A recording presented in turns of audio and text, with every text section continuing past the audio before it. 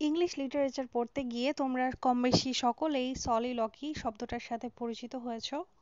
কিন্তু যাদের কাছে এটার বিষয়টা ক্লিয়ার না, তারা হচ্ছে এই ভিডিওটা দেখতে পারো।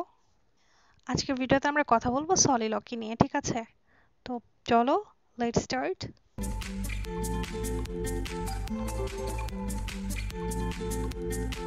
তাহলে সলিলকি কি? এটা হচ্ছে একটা লিটারেরি ডিভাইস, অর্থাৎ এটা একটা টেকনিক, অর্থাৎ ইংলিশ লিটারেচারের একটি টেকনিক। সলিলকি শব্দটা বেসিক্যালি দুইটা ল্যাটিন ওয়ার্ড থেকে এসেছে। সলাস মিন হচ্ছে অ্যালোন এবং লকি মিন স্পিক।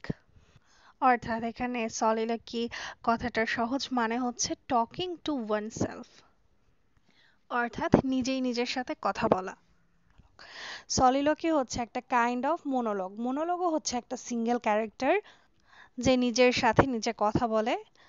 তো সলিলকি হচ্ছে একটা সিঙ্গেল ক্যারেক্টার যে স্টেজে থাকে এবং একা থাকে স্টেজে, এবং হচ্ছে সে নিজেকে অ্যাড্রেস করে কিছু কথা বলে অথবা দর্শকদের কখনো কখনো অ্যাড্রেস করে কিছু কথা বলে।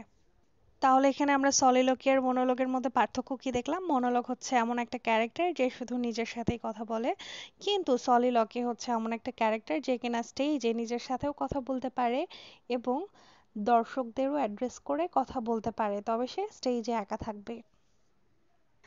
ড্রামাতে সলিলকির ব্যবহার করা হয় সাধারণত কোনো ক্যারেক্টারের থট, ফিলিং, প্ল্যান, সিক্রেট এইসব কিছুকে অডিয়েন্সের সামনে রিভিল করার জন্য, অডিয়েন্সের সামনে নিয়ে আসার জন্য এই সলিলকির ইউজ হয় ড্রামাতে। For tuning in today, remember, education is the key to unlocking endless possibilities.